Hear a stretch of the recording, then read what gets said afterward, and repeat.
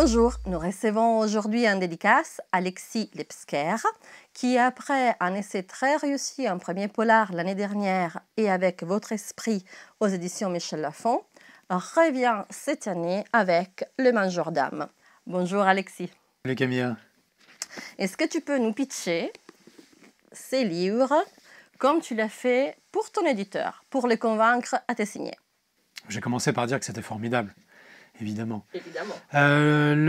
On commence par Avec votre esprit, ça démarre avec un meurtre, l'assassinat dans des circonstances très mystérieuses du prix Nobel de chimie dans son laboratoire la nuit.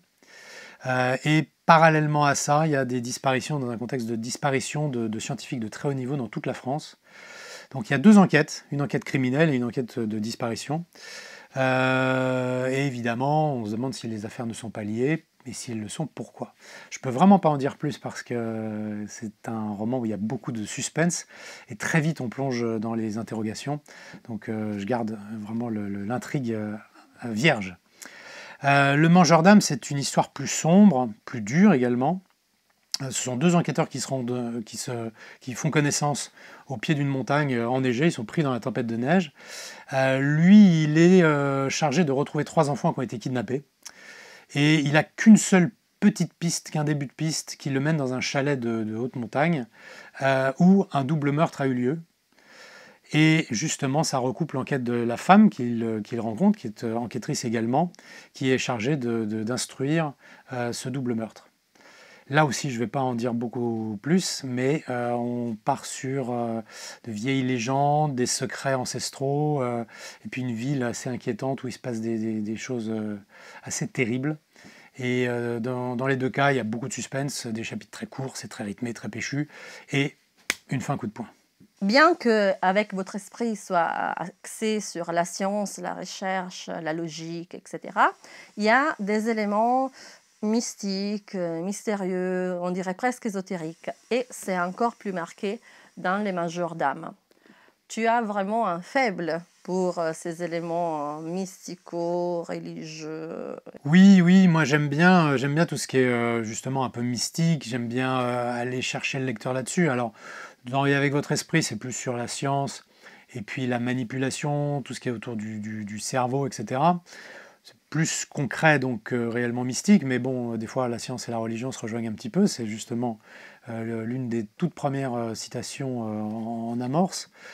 Donc j'aime bien emmener mon lecteur dans différents territoires, et puis le perdre un peu là-dedans. Donc, parce que j'aime bien les fausses pistes, entretenir différentes directions.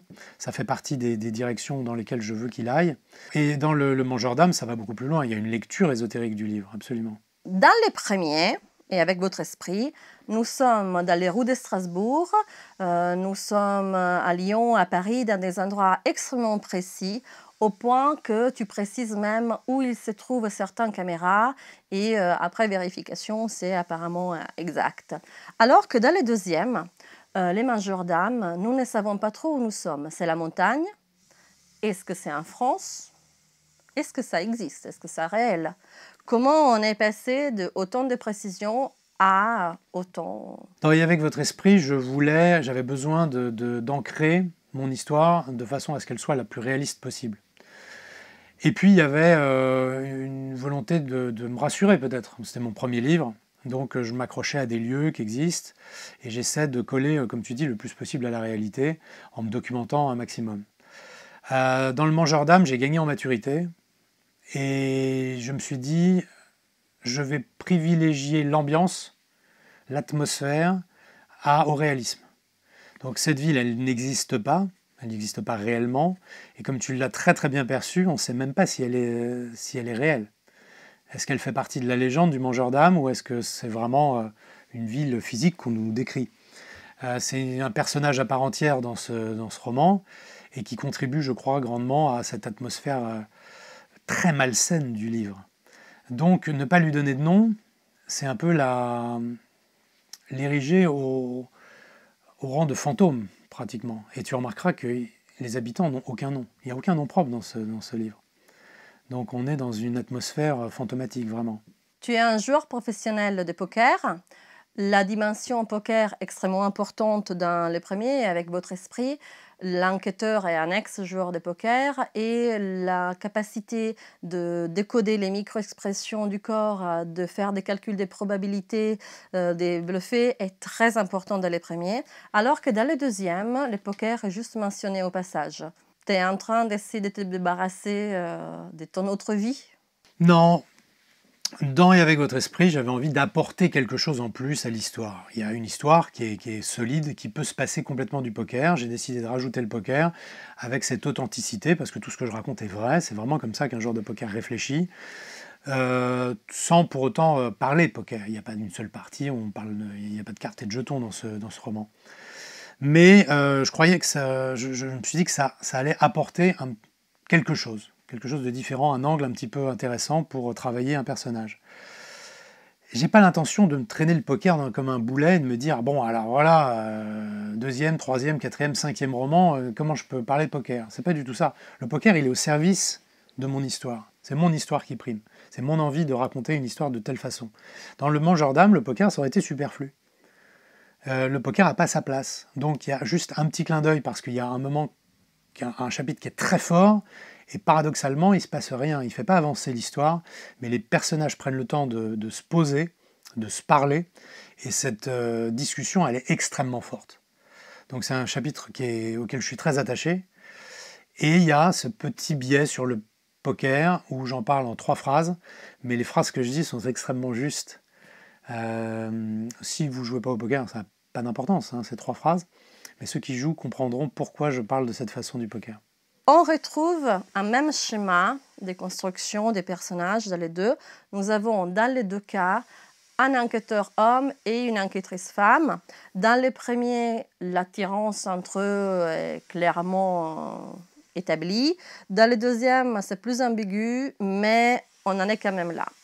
Est-ce que tu t'es senti obligé de sacrifier au politiquement correct et d'insérer forcément des enquêtrices femmes dans ton roman? Non, pas du tout.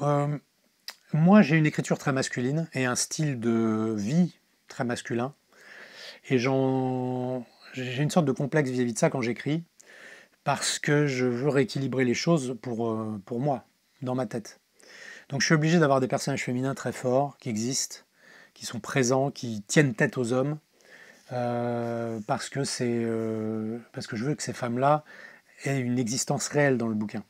Que ça soit justement tout l'inverse. Ce ne sont pas des potiches à aucun moment. Donc effectivement, dans le premier, il y a un rapport de séduction, de défense puis séduction entre eux. Et dans le deuxième, c'est plus subtil, plus profond, parce que ce sont 2 personnages qui sont un peu cassés, qui ont un passé, qui ont un secret. Elle, on le sait dès le début. Lui, on se doute qu'il a envie de retrouver les gamins, et il est motivé par sa mission, et il est un peu borderline. Donc ils apportent quelque chose de plus à l'enquête, à l'histoire, je veux dire, parce qu'ils ont de la consistance. Le fait de rajouter une femme, c'est pas une question de sexe, mais c'est une question d'équilibre, de logique. Les Mangeurs d'âme n'est pas la suite de Avec votre esprit. On ne retrouve pas Simon Verne. Pourquoi tu as choisi de changer radicalement d'équipe? Simon Verne, moi, c'est un garçon que je trouve très sympathique, donc on pourra le retrouver. Encore une fois, ma priorité vraiment, c'est l'histoire. C'est est-ce que je suis capable de tenir mon lecteur en haleine de la première à la dernière page? Si la réponse est oui, ma deuxième question, ça va être ok, comment je fais? Quel est le casting idéal? Si c'est pour refourguer un personnage que j'aimais bien simplement parce que je l'aimais bien, la démarche n'est pas bonne et presque pas sincère. Si mon idée c'est de dire bah voilà, ça correspond pas tout à fait ou je peux trouver mieux, je vais prendre mieux. Je vais créer un personnage ou des personnages qui vont plus servir cette affaire-là. C'est ce qui s'est passé avec Le Mangeur d'âme, ça ne correspondait pas. Simon Verne, on peut imaginer Simon Verne dans cette histoire, mais je pense que mes 2 personnages, que j'ai rebâtis de toutes pièces depuis le début, sont beaucoup plus au service de l'histoire, beaucoup plus constructifs. Et ça sera pareil pour mes prochains bouquins. Donc jusqu'au moment où, peut-être, Simon Verne correspondra parfaitement à une histoire que j'aurais inventée et où on le retrouvera, pourquoi pas. Je crois savoir que ces 2 romans sont déjà optionnés pour des adaptations télévisuelles, voire cinématographiques. c'est vraiment plus marqué dans le deuxième encore. Est-ce que, en écrivant ce deuxième, ayant reçu des propositions pour les premiers, tu as pensé carrément cinéma, adaptation?